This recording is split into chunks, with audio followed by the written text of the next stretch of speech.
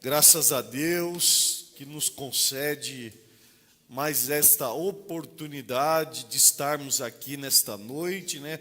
Uma noite fria, mas só vem aqueles que têm sede da palavra de Deus mesmo, né? Os que têm sede, aqueles que são ensináveis, vêm aprender a poderosa palavra de Deus. Quero louvar a Deus pela vida de todos, que Deus possa abençoar a todos ricamente, poderosamente.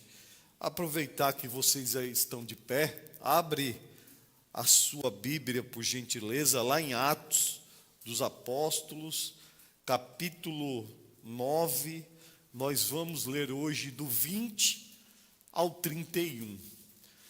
Atos, capítulo 9, vamos ler do 20 ao 31. Como assim de costume, eu leio um verso e os irmãos, por gentileza, leu após até o 31, né, que vai encerrar esse assunto, né? Aqui nós vamos ver o Lucas, que escreveu este livro, ele vai terminar de falar aqui sobre Paulo, né, sobre Saulo, aí depois ele vai começar a falar de Pedro, aí só vai voltar novamente a falar de Paulo lá no capítulo 13. Então nós vamos hoje, vai dar um tempo aí de falar do apóstolo Paulo, aí na semana que vem, se assim Deus permitir, nós vamos entrar aí no verso 32, aí vai falar de Pedro, né? Pedro ali na casa de Cornélio, que é no capítulo 10, né? Daí Deus vai usar Pedro para estar curando aí nos versículos após aí do 31, e no 10 fala de Cornélio, aí depois vai lá no capítulo 11, né? Fala de Pedro lá que estava orando, que Tiago foi decapitado, aí só volta de novo no capítulo 13 a falar de novo do apóstolo Paulo. Amém? Todos encontraram? Amém. Aí eu leio um verso, os irmãos, por gentileza, leu após. E logo pregava nas sinagogas a Jesus, afirmando que este é o Filho de Deus.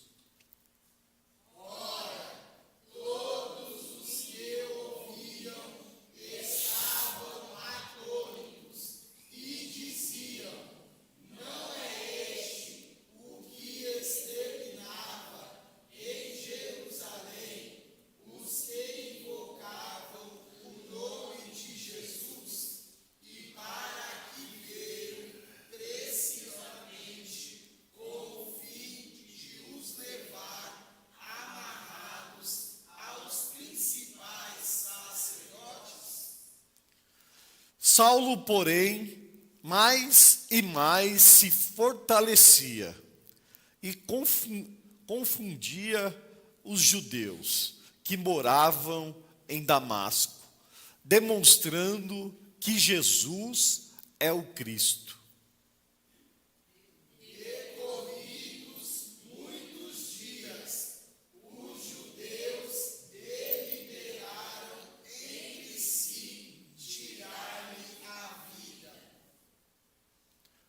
Porém, o plano deles chegou ao conhecimento de Saulo.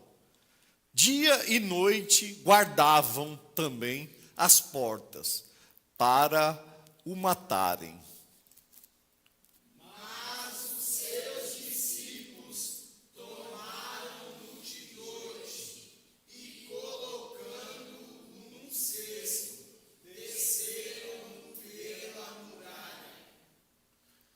Tendo chegado a Jerusalém, procurou juntar-se com os discípulos. Todos, porém, o temiam, não acreditando que ele fosse discípulo.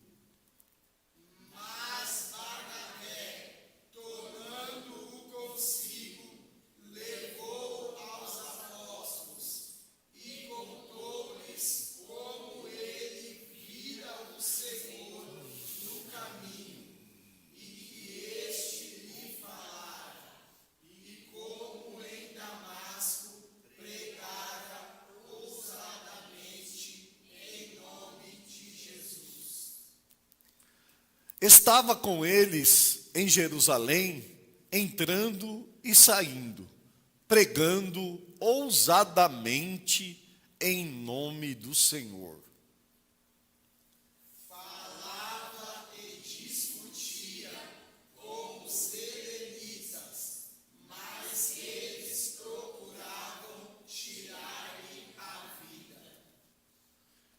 Tendo, porém, isto chegado ao conhecimento dos irmãos, levaram-no até Cesareia e dali o enviaram para Tarso. A igreja, na verdade, tinha paz por toda a Judéia, Galiléia e Samaria, edificando-se e caminhando no temor do Senhor e no conforto do Espírito Santo, crescia em número. Amém, meus irmãos? Quantos necessitam de oração? Pronto, tem algum pedido de oração para nós estarmos orando? A Michele? Vamos orar. Alguém mais? Diaconisa Margarete? Amém, vamos orar. Amém? Presbítero Rafael? Vamos orar. Amém? Pela minha supervisora Tati, pelo André que está completando aniversário. Amém. Vamos orar também pela diaconisa Andréia, que está completando mais uma primavera.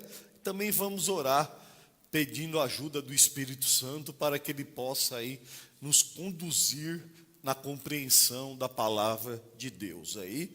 E o que vai fazer a diferença no nosso dia a dia, no nosso cotidiano, é nós colocarmos em prática tudo aquilo que vamos aprender nesta noite. Amém? Amém. Oramos. Senhor, nosso Deus e nosso Pai, queremos te louvar, ó Deus, queremos te engrandecer, queremos também de fato, Senhor, te agradecer por tudo que o Senhor já tem nos proporcionado, por esta rica e singular oportunidade na qual o Senhor nos proporciona de estarmos aqui nesta noite, reunidos nesta casa de oração, ó Pai, para o único propósito, te adorar, te bendizer, te engrandecer e sermos gratos ao Senhor. E também, ó Pai, para aprender da tua poderosíssima palavra. Pedimos ajuda, Senhor, do Espírito Santo, para que ele possa nos conduzir na compreensão da tua palavra, para que possamos entender, compreender e também de fato, Senhor, colocarmos em prática tudo aquilo, Senhor, que o Senhor quer que colocamos, ó Pai, para vivermos uma vida que glorifica e exalta o teu nome, ó Pai, através das nossas vidas. Também oramos, ó Pai, por todos os pedidos de orações, Senhor. Se é para salvar, salva. Se é para curar, cura. Se é para trazer de volta, traga. Se é para renovar, renova, Senhor. Também oramos nesta noite pela vida da tua serva, diaconisa Andréia, que estás completando mais uma primavera, Senhor. Que as tuas bênçãos venham estar sobre a vida dela, que ela possa, Senhor, completar várias primaveras diante da tua presença, para que ela possa também glorificar e exaltar o teu nome através da vida dela, ó Pai. Este é o nosso pedido em nome de Jesus. Em nome de Jesus, poder tomar o seu assento. Irmãos, na semana passada nós aprendemos ali que Deus, ele apareceu ali a Ananias em uma visão e ordenou, a Ananias a se dispor e ir ali até a rua direita, na casa de um homem chamado Judas. E procuraram ali Paulo, né, que estava ali orando. E ali ele questionou, né? Ele quis questionar, falar, como assim? Esse homem está vindo lá de Jerusalém, veio aqui para Damasco com cartas ali, com autorizações ali dos sumos, dos principais sacerdotes, para prender os cristãos e tal. Ele questiona, aí depois ele vê que era de fato Deus, ele pega e vai até ali a casa de Judas, e quando ele chega lá, ele vê que o apóstolo Paulo, Saulo, né, de Tarso até então, mas conhecido de todos nós como o apóstolo Paulo, ele estava ali orando, né, e ali ele orou pela vida do apóstolo Paulo, e ali caiu ali as escamas, como escamas dos olhos dele, e ali ele permaneceu ali, né? Paulo, ele foi batizado e permaneceu ali, foi alimentado, né? E se sentiu-se ali fortalecido e permaneceu em Damasco alguns dias juntamente ali com os discípulos. Eu acredito que esses alguns dias aqui, nós podemos entender que foi em torno de uns 3 anos, né, que ele passou ali com os discípulos, aprendendo, né, que ele era um conhecedor do Pentateuco, né, ele era um rabino, e ali ele queria saber mais de Cristo, né, para ele chegar ali e pregar sobre Jesus ali nas sinagogas. Então, nós entendemos que dá para entender devido ali Gálatas, quando ele está escrevendo a sua carta aos Gálatas, no verso 1, se não me falha a memória, no 17, ele vai falar que ele permaneceu ali durante 3 anos em Damasco. Então, dá a entender que esses alguns dias aí foram em torno, não foi 3 anos exatamente, mas foi em 3 anos ele ficou ali aprendendo com o discípulo. Coloca aí Gálatas 1,17 aí, só para os irmãos entenderem aí, que aí fica mais fácil a exposição. Olha lá. Nem subi a Jerusalém para os que já eram apóstolos antes de mim, mas partir para as regiões da Arábia e voltei outra vez para Damasco. Olha o 18. Olha lá. Decorridos 3 anos. Então, aqui, através desse verso aí, esses alguns dias que está registrado lá em Atos 9:19, é 3 anos aí, ó. Então, subi a Jerusalém. Então, dá a entender ali que esses alguns dias foi em torno de 3 anos. Amém, meus irmãos? Então, vamos para o texto, vamos para a exposição da palavra de Deus. Pode voltar lá no 9:20, cooperadora Dil, por gentileza.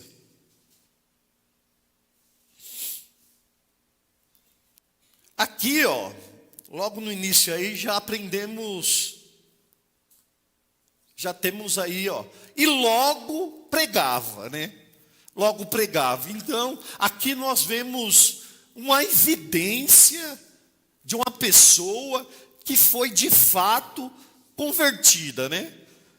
No contexto, lá no, acho que me falha lá no 16, a primeira evidência que nós vemos que de fato Saulo foi convertido, que ele jejuou. Foi, acho que, não sei se é nesse capítulo, não é nesse versículo aí. Coloca aí para mim, acho que é o 6, 9. É, exato.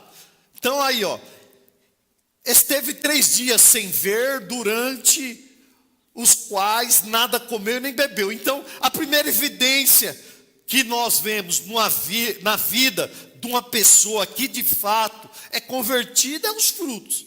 E os frutos nós vemos aí que, de fato, ele foi convertido ali, que, de fato, o Senhor Jesus converteu ele teve um encontro verdadeiro, ele jejuou. E a segunda evidência também que nós vimos foi que ele orava, né?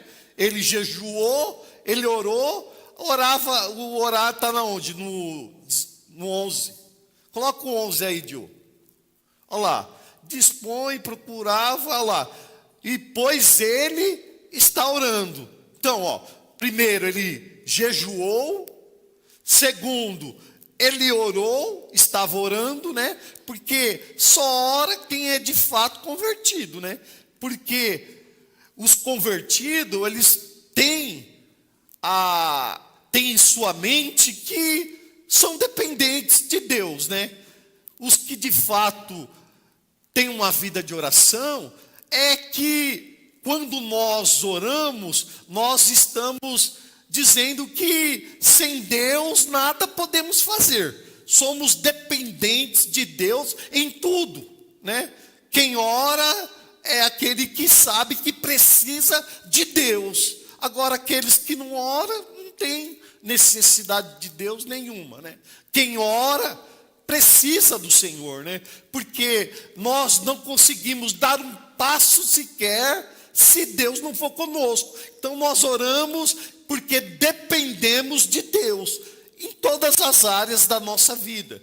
Precisamos de Deus em tudo. Então tudo que nós vamos fazer, se de fato nós somos convertidos, nós pedimos a orientação de Deus. E quando nós pedimos a orientação de Deus? Quando nós temos uma vida de oração, né? É orar sem cessar, tudo que nós vamos fazer, temos que ter uma vida de oração. E aí nós vemos aí essa segunda evidência, que de fato Saulo foi convertido. E a terceira evidência, e logo, se nós formos ver em outras versões, vai falar, imediatamente pregava. Então aí, ó, 3 evidências de uma pessoa que de fato ela é convertida. Ela jejua, ela ora e ela prega.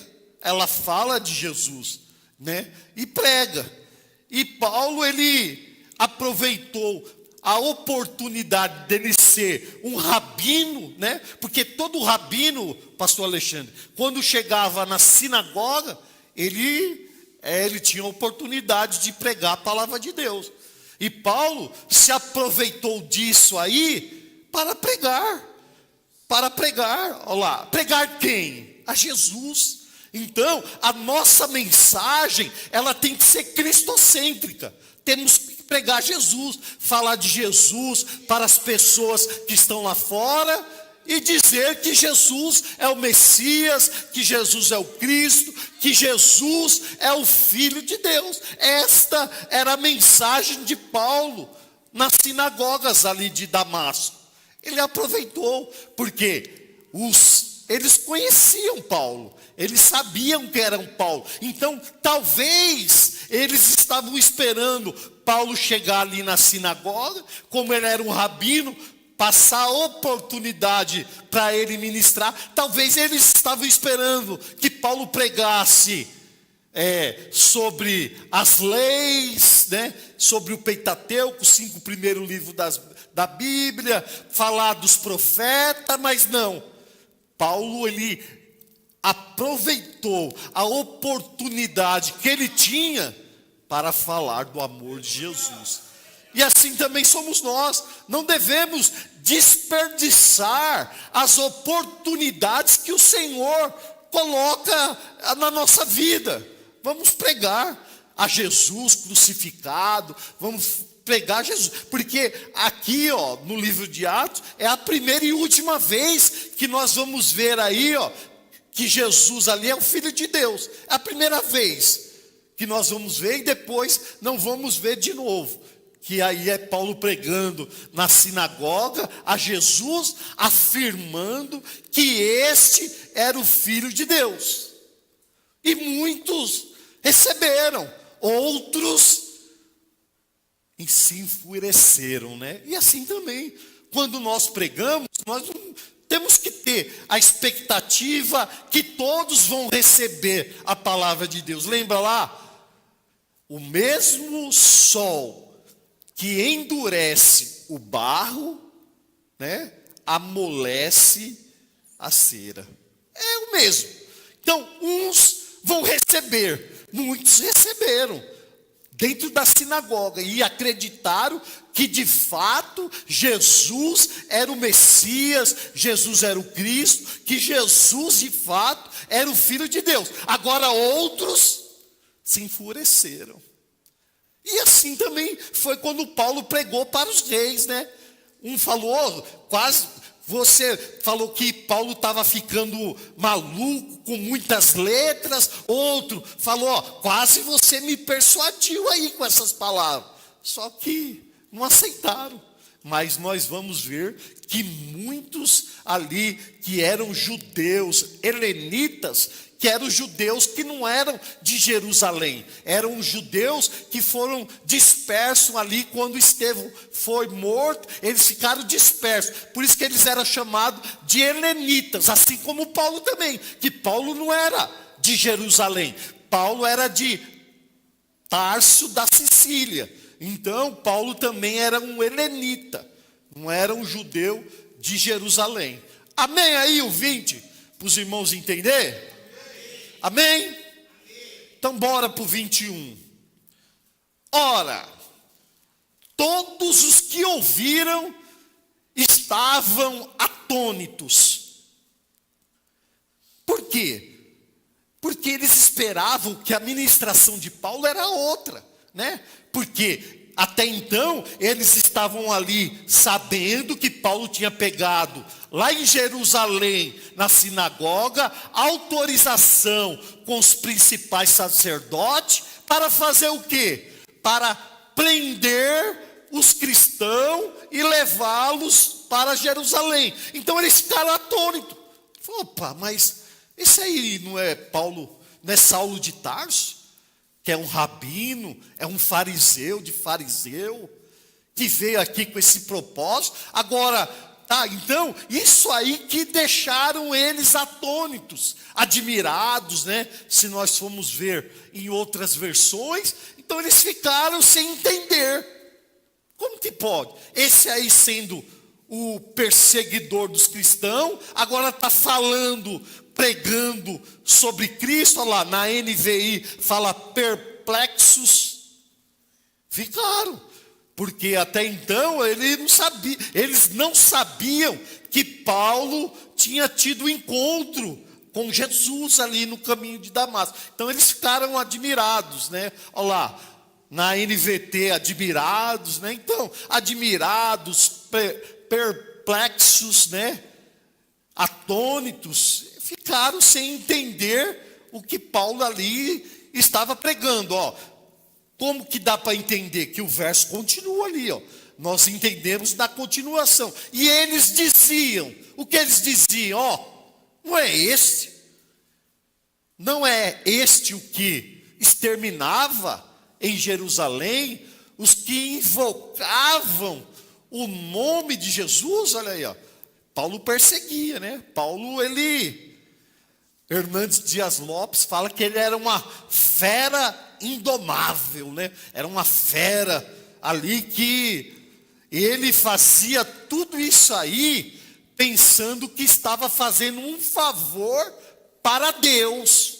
Isso que nós temos que ter cuidados, porque tem muitos religiosos que fazem coisas que não está na Bíblia, que coloca para os irmãos fazer aí, coloca um fardo pesado, sendo que estão pensando que estão fazendo um favor para Deus, assim como Saulo. Colocam um jugo pesado nos irmãos e eles mesmos não carregam um saco de pena. Então nós temos que ter cuidado. Temos que viver o que está escrito. Temos que viver aquilo que a Bíblia nos orienta, não as coisas que são extra-bíblicos, né? Porque os religiosos, eles trazem coisas que são extra-bíblicos. Saulo ele estava pensando que estava fazendo um favor para Deus, perseguir os cristãos, né? Levar eles amarrados e tudo, e assim por diante. Só que não, estava fazendo tudo errado. Então nós temos que ter cuidado com a religiosidade. A religiosidade é terrível, meus irmãos. Então nós temos que viver aquilo que a palavra de Deus nos orienta. É bíblico? Então vamos viver, vamos praticar. Agora, é coisa colocada por homem? Tem coisas que são boas, mas às vezes se torna um fardo, né?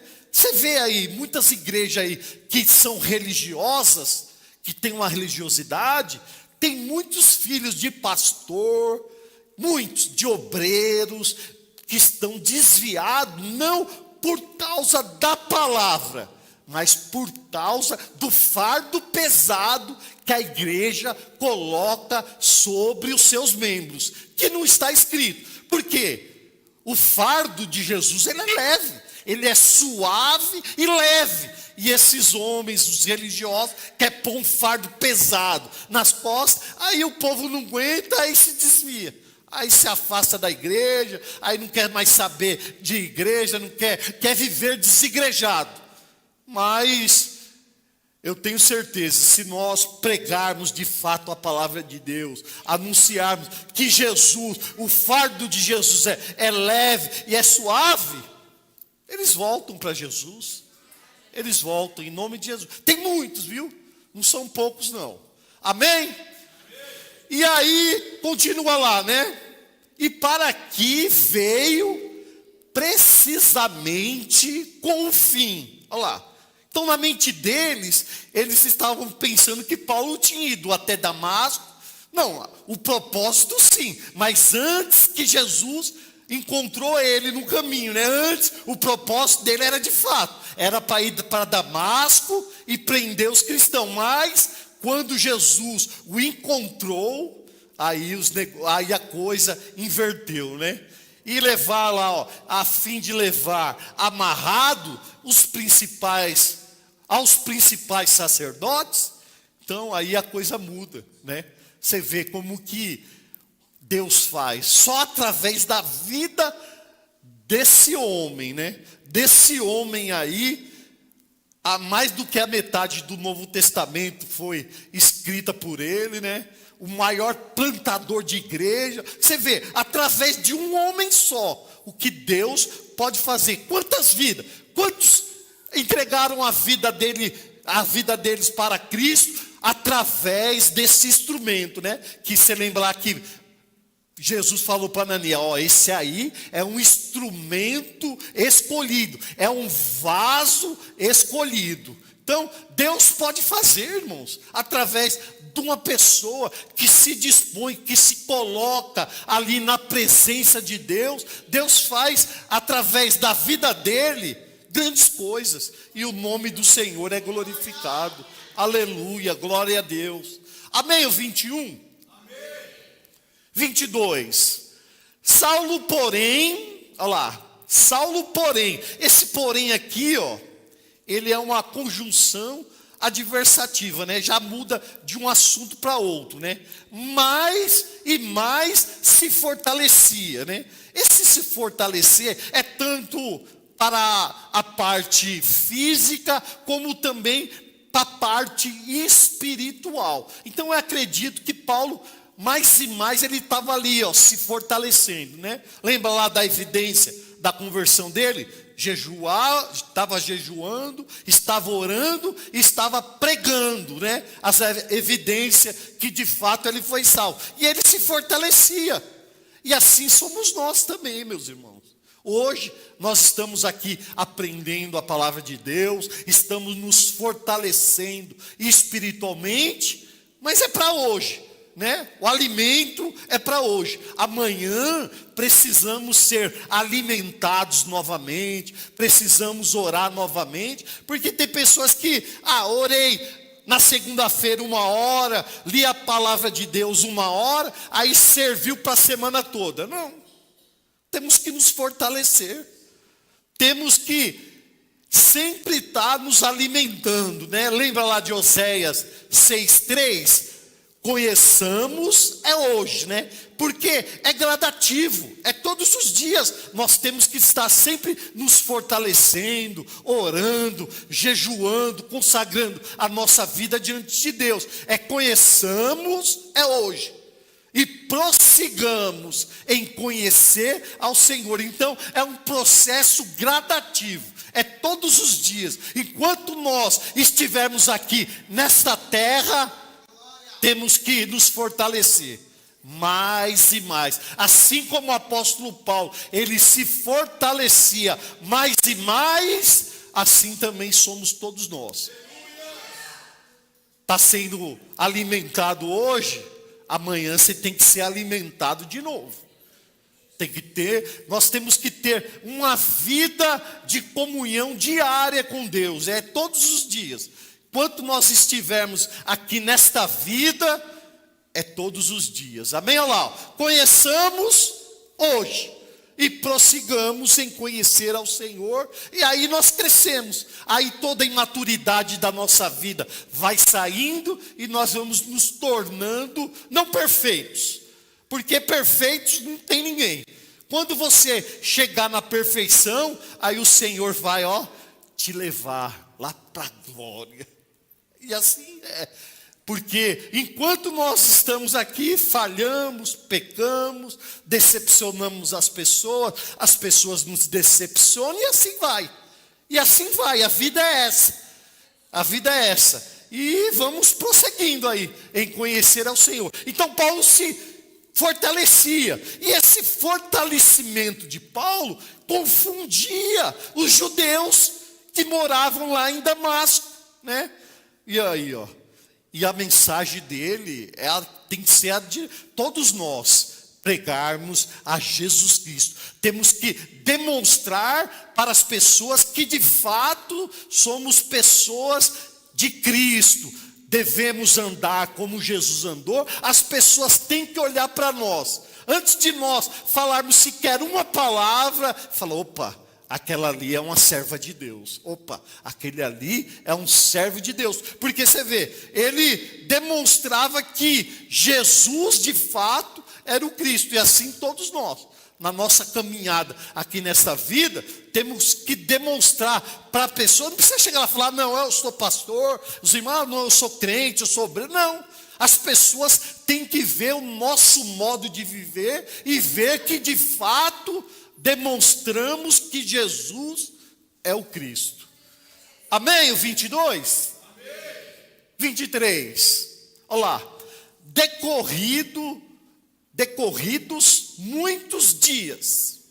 Olha aí, Aqui começa aquilo que Jesus falou para Saulo no verso 6 desse capítulo. Aqui começa. Quem lembra lá aqui que ele falou? Coloca aí o verso 6, cooperadora Dil, por gentileza. Olha lá, aqui Jesus falou,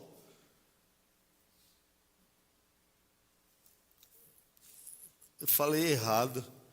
Deixa eu ver, me levanta e entra na cidade que te dirá. Não, que Jesus falou que ele tinha que padecer, que ele ia sofrer. Eu falei errado, é 16, Dil. Falei 6, falei errado. É o 16. Aí cumpre, olha lá. No encontro lá do caminho de Damasco, lá que Jesus encontrou Saulo. Olha aqui que ele falou para Saulo, pois eu lhe mostrarei. Aqui foi o início.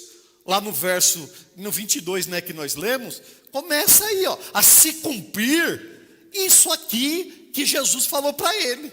Porque você vê como que a Bíblia ela é infalível, né? Tudo que está registrado, se cumpre, vai cumprir, tudo. Não passa uma vírgula sem que se cumpre tudo aquilo que está escrito. Você vê, falou no 16, pois lhe mostrarei quanto lhe importa sofrer pelo meu nome. E já no 22, no 23, né? Se cumpre lá. Decorrido muitos dias, os judeus, né? deliberavam entre si, ó. Eles estavam ali maquinando. E eles, olha o que eles fizeram. Eles pegaram até a ajuda do rei Arepta aí, que era o rei que era da época. Pediram ali guardas para o rei, né, que era ali que reinava naquela época, para guardar as portas lá de Damasco, para tirar a vida dele. Então aqui nós já vemos se cumprir lá, que o quanto que ele ia sofrer, né? Então, o evangelho, nós temos que entender que não é só mar de rosa, né? Eu aceitei, eu entreguei minha vida para Jesus, agora vai ser só vitória, vai ser bênção, minha vida vai ser maravilhosa, eu vou conquistar. Não. Vê aqui na vida desse homem, né? De perseguidor passou a ser perseguido. Então, a vida cristã, quando nós temos uma visão clara da vida cristã, que a vida cristã não é um parque de diversão. Porque tem muitos que pensam, entreguei minha vida para Cristo, agora vai ser só diversão. Não. Aí que as coisas mudam, né? Por isso você vê muitas pessoas dando as costas para Jesus, largando a Jesus. Por quê? Porque aprenderam que a vida cristã era só vitória, é só bênção, é só bonança. Aí eles têm a visão que a vida cristã é só isso. Aí quando tem uma decepção, quando tem um levante, quando vem uma tempestade, quando vem uma angústia, quando vem um luto, aí esses que não têm estrutura, que aprendeu que a vida cristã era só mar de rosa, o que eles fazem? Opa, vou voltar lá para o mundão, vou voltar lá para a vida que eu tinha antes. Por quê? Ficam decepcionados. Por quê? Só ensinaram eles que a vida é só vitória, é só bênção. Mas não, aqui nós pregamos a verdade, não enganamos ninguém. Vai ter, porque a nossa vida ela é balanceada, né? A nossa caminhada aqui nessa terra. Passamos por momentos de tribulação, passamos por momentos de calmaria, e assim vai. Mas se nós formos pôr na balança, é mais tempestade do que calmaria na nossa vida. É luta no casamento, é luta no trabalho, é luta com os filhos, é luta com os irmãos da igreja, e assim vai. A nossa vida é essa. É essa. Infelizmente, por quê? Todos nós aqui somos falhos, todos nós aqui somos imperfeitos. Não tem ninguém perfeito, né? Erramos, só que nós precisamos entender que existe na Bíblia a palavra perdoar, né? Como nós fomos perdoados, assim nós temos que perdoar. Da mesma forma que hoje eu preciso de um perdão aí dos irmãos para me perdoar, amanhã eu vou ter que, os irmãos vão precisar que eu perdoe os irmãos, e assim vai. A vida é essa, e assim vai. Amém? Amém. O 23, vamos para o 24. Olha lá. Porém, o plano deles aí, ó. Eles tramaram ali em oculto. Porque, irmãos, nada que fica aí, as pessoas ficam tramando em oculto, que não venha a ser revelado. Que não venha a ser revelado. Essa é a verdade. Essa é a verdade. Pensa, estou tramando ali, que só vai ficar ali. Não. Deus revela. Assim como revelou para Paulo. Os judeus estavam tramando ali na escondida. Chamaram lá os guardas lá do rei, né? Do reinado lá do rei Arepta. Tramaram lá, ó. Quando ele sair, vamos pegar ele. Porque não tem como nós parar esse homem, não. Porque ele agora se converteu e os argumentos dele é forte. Como que nós vamos parar? Então é só matando, só tirando a vida dele. E eles tramaram em oculto, só que aí, ó, foi revelado. O plano deles chegou ao conhecimento de Saulo. Então, nada que as pessoas tramam contra a sua vida em oculto, que não venha a ser revelado. Deus revela, meus irmãos. Deus revela. O Espírito Santo que habita dentro de nós não deixa ninguém enganado. Não deixa. Assim como deixou Saulo de Tarso. Eles tramaram ali tirar a vida dele nas escuras, né? na calada da noite. Só que aí, o plano deles chegaram até Paulo. Dia e noite. Eles guardavam a porta com qual propósito?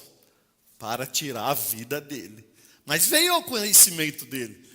E assim, meus irmãos, o que aconteceu com Paulo foi ali os discípulos ajudaram ele. Fizeram o quê? Fizeram um cesto, né? E desceram Paulo pela muralha. E aí, aquilo que foi tramado em oculto, Deus revelou para Paulo e livrou Saulo da mão dos judeus que queriam, se eles pegassem, eles iam matar. E o que nós aprendemos com isso aqui? O que nós podemos aplicar para a nossa vida com isso? Assim, tem pessoas que creem que a igreja não vai passar pela tribulação, né? É pré. Tem outros que falam que a igreja vão passar. Mas aqui eu não quero teologar com os irmãos, não quero falar sobre teologia. Mas nós temos que estar preparados para os dois. Porque aí, se não passar, glória a Deus, glória a Deus. Mas também nós temos que estar preparados. Se nós passarmos, nós vamos ser perseguidos. E se nessa perseguição, ou até mesmo antes, como aconteceu com Paulo, né? Ele sabia que eles tramaram contra a vida dele, que ia tirar a vida dele, que eles iam matar. O que ele fez? Ele não foi lá, não, você é um mártir, você é o segundo mártir. Estevão foi o primeiro, você é o segundo. Ele fez o quê? Rapou, ele pegou e foi embora. Assim somos nós. Se alguém estiver nos perseguindo para tirar a nossa vida, se você puder, estica, vaza. Agora, se te pegarem e colocarem você lá, um fuzil, assim, colocar você lá no paredão para te fuzilar, não nega o nome de Cristo não, vai até o fim, morre por ele. Mas se der para você e sua família, rapar como Paulo rapou aí de Damasco, faça. Agora, se não der, se te pegarem, colocarem lá, você no paredão de fuzilamento lá, não nega o nome de Cristo não. Não nega não, morre como um cristão. Porque se você negar, da mesma forma você vai morrer, e você vai morrer por toda a eternidade sem Cristo. Agora, se eles colocarem você lá no paredão e fuzilar, você não negar o nome de Cristo, morreu ali, na mesma hora você já vai estar desfrutando das bem-aventuranças lá no céu. É isso. É isso que nós aprendemos aqui, Porque olha o 25. Olha o 25, Mas os seus discípulos, tomaram-no de noite e colocou ele dentro do cesto. Já pensou você fugindo dentro de um cesto, descendo pela muralha? Paulo, falou o quê? Eles vão me matar, deixa eu rapar daqui de Damasco, deixa eu ir lá para Jerusalém. Esticar. Deu para fugir, fuja. Agora, se não deu, não nega o nome de Cristo, não. Se Jesus vier antes da tribulação, glória a Deus, eu vou subir também. Agora, se ele vir depois, você já esteja preparado. Já prepara os seus filhos aí para não negar o nome de Jesus. Porque esse debate aí, entre pré e pós, isso aí já vem muitos anos. Você pode ver todos os debates, você fica ali. Você fica entre os dois. Você não vai pré, pós. Então, tem igreja, Assembleia de Deus mesmo, ela é pré. Todos creem que Jesus vem antes da grande tribulação. Só que os pós acreditam que Jesus vem na tribulação. Então, e fica preparado para os dois. Se ele vir antes, glória a Deus, vamos subir. Se vir também, você já está preparado para não negar o nome de Cristo. Amém? Aí você escolhe, aí você vê aí que você se identifica mais se você é pré, se você é pós. Aqui nós damos a opção, aqui a igreja não é nem pré nem pós. Eu estou entre os dois. Eu não sou nem pré nem pós, mas eu estou ali. Se vir antes eu subo. Se vir depois eu não nego. Então fica preparado para isso. Amém? 26. Tendo chegado a Jerusalém, olha aí, ó, outra evidência de uma salvação. Ele poderia ir lá para a sinagoga, atrás dos judeus, né? Para querer aqui ele vai lá procurar os discípulos. Quem é crente, ele convive com crente, com os discípulos. É isso. Outra evidência de salvação do apóstolo Paulo. Porque quem não é crente não quer ficar no meio dos irmãos, quer ficar lá com as pessoas lá do mundão, né, e tal. Mas quem é de fato convertido, vive com crente. E tem que viver com crente mais crente do que nós. Porque viver com crente atribulado é complicado. Tem que viver com crente que é mais crente que você. Porque tem uns crentes aí que é atribulado. Olha lá, procurou lá juntar-se com os discípulos. Só que aí, aí entra a lei da semeadura. O que ele plantou lá da perseguição, aí temiam ele. Por quê? É o que ele plantou, né? Ele não plantou perseguição, não prendia os irmãos, eles ficaram com medo. E assim com nós também não é diferente, né? Quando eu me lembro da minha conversão, quando eu entreguei minha vida, eu entreguei não, Jesus que me encontrou, que nem Paulo, né? Eu só ali fiz o que aí entreguei, aí muitos falaram, esse aí, não acreditava que eu ia de fato, esse aí está se escondendo de trás da Bíblia. Lembra quando tinha essa ideia, que os crentes falavam, esse aí está se escondendo de trás da Bíblia? Lembra, pastor Alexandre, quando as pessoas falavam? Quando eu me converti, falaram, esse aí, que era um tranqueiro, né? Me vivia uma vida, pensa num tranqueiro, era eu. Uma vida toda errada, toda torta. Aí quando você se converte, o pessoal vê, o pessoal estranha, foi o que aconteceu com Paulo. Ficaram com medo, né? Aí falaram que eu estava me escondendo da trás da Bíblia, eu estou até hoje me escondendo. Vou fazer 30 anos me escondendo de trás da palavra de Deus.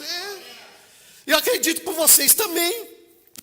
Pastor Alexandre, com o Binho, as pessoas lá de fora, estava aqui com a gente, aí estava aí e tal, e agora assim, não acreditaram, né? Ficaram sem acreditar.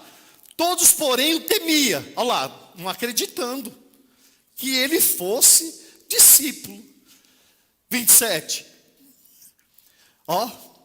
Sempre na vida de um Saulo tem um Barnabé, né? Tem que ter um Barnabé. Eu me lembro que tinha um Barnabé que estava do meu lado, o presbítero Leandro. Me converti, ele acreditou. Ele foi lá, falou, não, o Marcelo se converteu de fato.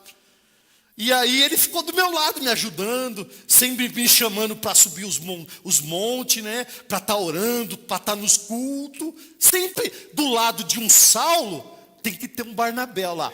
Mas Barnabé, tomando consigo, levou lá para os apóstolos. E contou-lhes como ele vira o Senhor no caminho, e que lhes falara, e como em Damasco pregava ousadamente. Olha aí, o homem era ousado. O nome de Jesus. 28. Estava com eles em Jerusalém, entrando e saindo, e pregando, lá, a evidência que de fato Saulo foi convertido ousadamente em nome do Senhor. 29. Falava, olha lá, tá vendo, e discutia com os helenitas. Os helenitas eram patrício dele, que ele também não era um judeu de Jerusalém. Todos os helenitas eram judeus que eram fora de Jerusalém, que estavam uma dispersão. Olha lá, mas eles, por quê? Não tinha. Eles não tinham como contradizer Paulo, porque Paulo era um grande conhecedor do Pentateuco, do Antigo Testamento, e tudo lá apontava para Jesus. Eu acredito que Paulo pregava, tá vendo lá o tabernáculo, as coisas, tudo apontava para Jesus, e eles não tinham como dar um argumento forte para contrariar a pregação de Paulo, que ele apontava tudo para Jesus. Aí nos Salmos também, Isaías 53, ele pregava diante dele. E eles falaram que aí não tem jeito não, nós discutir. Não tem, vamos tirar ele lá, eles tentaram lá em Damasco. Aqui nós vamos tirar a vida dele lá. E procuravam, da mesma forma que os helenitas lá de Damasco, da sinagoga de Damasco, tentaram matar, e os mesmos lá de Jerusalém, da sinagoga de Jerusalém, os helenitas também tentaram tirar a vida de Paulo. E aí o que ele fez? Aí os apóstolos viram, falaram, opa, vamos deixar o apóstolo aqui não, vamos mandar ele lá, 30, aí manda ele lá para, olha lá. Tendo, porém, isto chegado ao conhecimento dos irmãos, levaram ele até Cesareia, de lá mandaram ele para a terra natal dele, de Tarso, da Sicília lá. E aí ele ficou lá. E aí encerramos. Aí você vê, mandaram ele lá para a cidade dele, aí teve uma calmaria lá, não teve mais perseguição, aí Deus deu uma acalmada. Por isso que eu falo que a nossa vida, ela é balanceada. Tem tempestade, tem calmaria também, tem tranquilidade. Mas se nós formos observar, é mais tempestade do que calmaria. Olha lá. A igreja, na verdade, olha lá, tinha paz por toda a Judéia, Galiléia, Samaria. Eles estavam se edificando-se e caminhando no temor do Senhor e no conforto do Espírito Santo. E aí, e crescia em número. Aí Deus dava o crescimento lá na igreja. Teve calmaria, tanto na perseguição teve salvação, também teve salvação quando a igreja teve calma. Que Paulo foi lá para Tarso, né? E aí teve uma calmaria ali e aí crescia o número ali de crentes na igreja de Jerusalém. Amém, meus irmãos? Então é isso.